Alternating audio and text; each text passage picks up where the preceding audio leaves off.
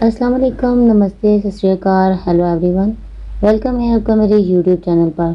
سناٹے میں اس زوردار تھپڑ کی آواز ایسے گونجی جیسے کسی بم کا دھماکہ ہو، مگر آواز کے اس دھماکے سے کئی زیادہ گونج میرے اندر بہت کچھ ٹوٹ جانے کی تھی۔ مرزا صاحب نے اس تماچے کے بعد مجھے کچھ کہنے کا موقع ہی نہیں دیا اور چیخ چیخ کر مجمع کو بتانے لگے کہ گزشتہ رات اس ٹین کی چھت پر کوئی اور نہیں، میں خدا تھا، اور اس بات کی خبر ناہید کی امی کو صبح سویرے اس وقت ہوئی جب وہ چھت سے گیلے کپڑے ڈالنے کے لیے گئیں اور انہیں وہاں چھت پر ایک کونے میں میرا لکھا ہوا یہ خط مڑا توڑا سا پڑا ہوا مل گیا۔ وہ سب گھر والے میری اس تحریر سے اچھی طرح پہچانتے تھے کیونکہ ناہید کا اردو کا رجسٹر میری تحریر سے بھرا پڑا تھا۔ سارے محلے دار مجھے لعنت ملامت کرنے لگے۔ آس پاس گلی کے مکانوں کی چھتوں اور کھڑکیوں میں سے محلے کی عورتیں جھانک جھانک کر ایک دوسرے کو اشارے کر رہی تھیں۔ میرا بس نہیں چل رہا تھا کہ کسی طرح زمین چھک ہو اور میں اس میں سما جاؤں۔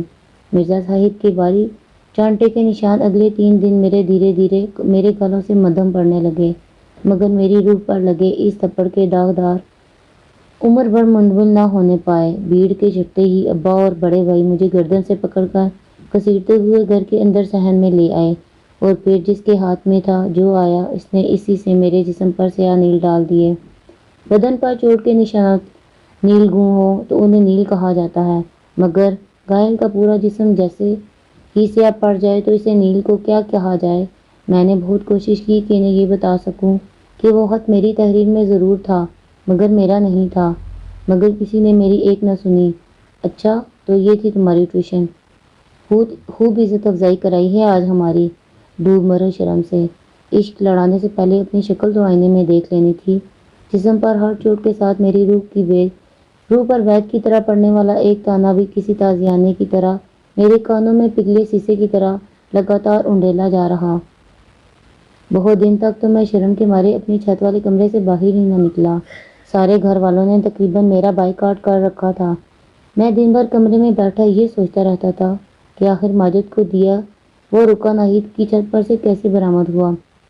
ضرور اس بدمعاش نے ناہید کو اکیلا جان کر اس کے گھر کودنے کا منصوبہ بنایا ہوگا، اور شور سے گھبرا کر وہ خط وہیں پھینک کر فرار ہو گیا۔ جانے ناہید میرے بارے میں کیا سوچتی ہوگی۔ اسے تو باقی سب لوگوں کی طرح یہی لگا ہوگا کہ میں اسے یہ عشقیہ خط دینے کے لیے رات کو اس کی چھت پر ٹاپا تھا۔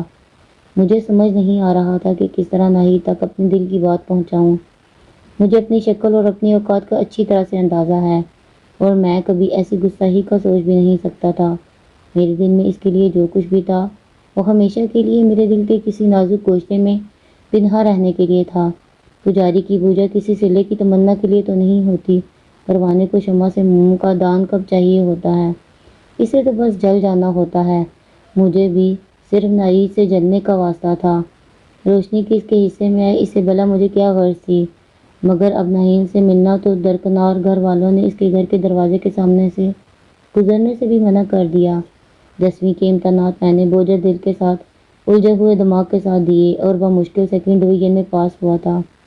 بڑی مشکل سے ابا سے کالج میں داخلے کی اجازت ملی، وہ بھی اس شرط پر کہ میں اپنی کتابوں اور کالج کا فیس کا خرچہ خود برداشت کروں گا۔ میں نے سوچ رکھا تھا کہ کالج کے بعد شام کو کوئی چھوٹی موٹی نوکری یا کسی دکان پر کام پکڑ لوں گا، اس لیے کالج میں داخلے کی کوشش کے ساتھ ساتھ میں دن بھر شہر کے چھوٹے موٹے ہوٹلوں اور پیٹرول پمپس وغیرہ پر کام ڈھونڈنے کے لیے لگاتار بھٹکتا رہتا تھا۔ اس لیے ایک دن شہر کے پارسی ہوٹلوں والی سڑک پر کسی ہوٹل والے سے ڈانٹ کھا کر نکلا تو ایک لمحے کے لیے مجھے یوں لگا کہ میری آنکھوں کو دھوکا ہوا ہے، مگر میں نے اس سے آنکھیں مل کر دوبارہ دیکھنے کی کوشش کی۔ ہاں، وہ ناہید ہی تھی جو کسی کے ساتھ شاید اسکول کی چھٹی کے بعد قریبی ریسٹورنٹ میں چائے پینے کے لیے آئی تھی۔ ناہید اب 10ویں جماعت کی طالبہ تھی۔ اس علاقے میں اسکول یا کالج کے طالبات کا گروپ کسی شکل میں چائے پینے یا برگر کھانے یا گرما گرم سموسے چٹنی کی پلیٹ اڑانے کے لیے یہاں آنا معمول کی بات تھی۔ میرا دل زور سے دھڑکا۔ شاید آج ہی وہ موقع تھا کہ جب میں ناہید سے مل کر اس کی غلط فہمی دور کر سکتا تھا، مگر جانے اس کے ساتھ کون ہو، اور اگر ناہید نے برا منایا اور غصہ کیا تو پھر ایک اور تماشا نہ کھڑا ہو جائے۔ کہیں ناہید نے جا کر اپنے والد کو اس بات کی شکایت کر دی تو پھر تو میرے ابا کے ہاتھوں سے میرا خون ہونا لازمی تھا۔ میرے پاس اور کوئی چارہ بھی کیا تھا۔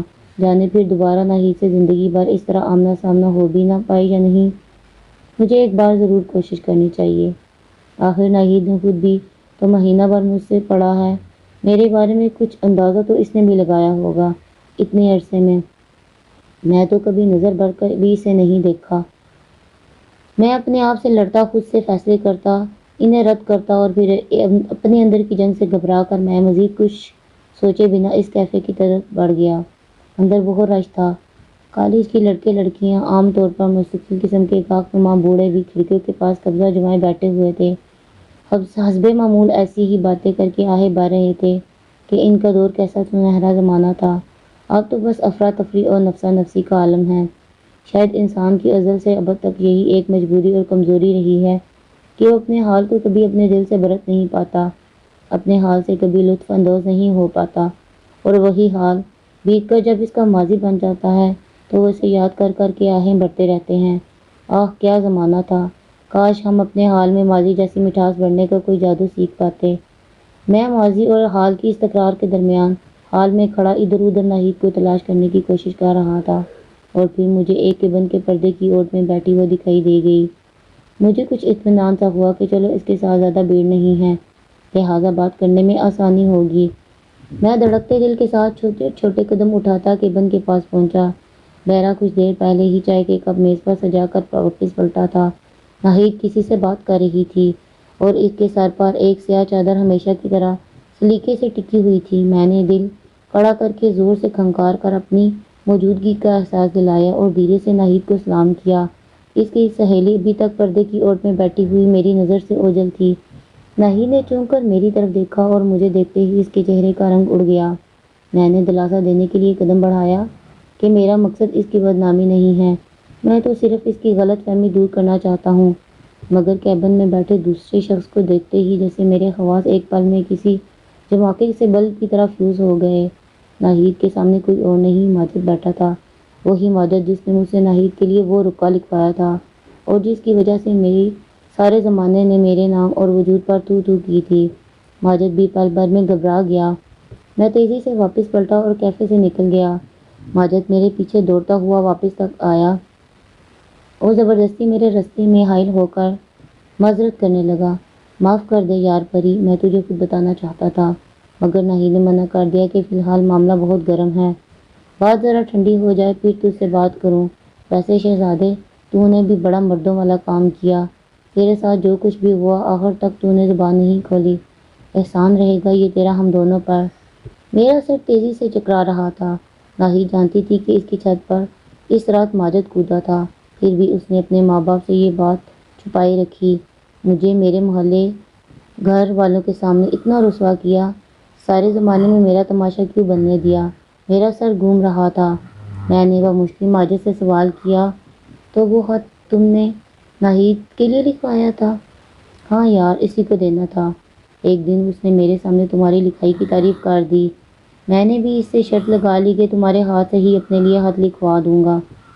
میں نے حیرت سے ماجد کو دیکھا، مگر تم تو ہر وقت یہی کہتے رہتے کہ وہ تمہاری طرف دیکھتی ہی نہیں، کبھی گاز تک نہیں ڈالتی تمہیں۔ ماجد میں زوردار قہقہ لگایا، اور وہ سب بھی ناہید کے کہنے پر ہی بولتا تھا۔ تو نہیں جانتا یار، یہ لڑکیاں ہم بیوقوف لڑکوں سے کہیں زیادہ تیز ہوتی ہیں، بڑا دماغ چلتا ہے ان کا ایسے معاملات میں۔ دراصل وہ بھی کسی قسم کی بدنامی مول نہیں لینا چاہتی تھی میری طرف سے کسی کو شک میں مبتلا کر کے۔ آج بھی بڑی مشکل سے چائے کے ایک کپ کے لیے راضی کیا ہے، پر تو نے آ کر معاملہ سارا بگاڑ دیا۔ میرا ذہن سائیں سائیں کر رہا تھا۔ ماجد اپنی دھن میں جہاں جانے کیا بولتا رہا۔ اتنے میں کیفے کا بہرہ باہر آیا اور ماجد سے بولا، آپ کو اندر بلا رہی ہیں، کہتی ہیں مہمان کو بھی ساتھ لے آئیں، ضروری بات کرنی ہے۔ میں نے لاکھ دامن چھڑانے کی کوشش کی، مگر ماجد مجھے تقریباً کھینچتا ہوا اندر کیفے میں لے گیا۔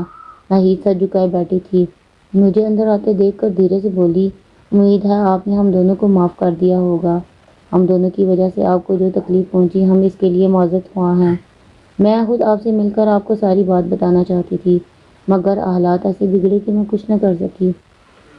میں چپ چاپ بیٹھا ان کی بات سنتا رہا، اس سے یہ بھی نہ کہہ سکا کہ کم از کم مجھے تو سچ بتا دیتی۔ ناہید نے اپنی بات جاری رکھی، دراصل میں نہیں چاہتی تھی کہ جب تک ماجد کے گھر سے میرے لیے باقاعدہ رشتہ نہ آ جائے تب تک کسی کو بھی ہمارے بارے میں ذرا سا بھی شک ہو۔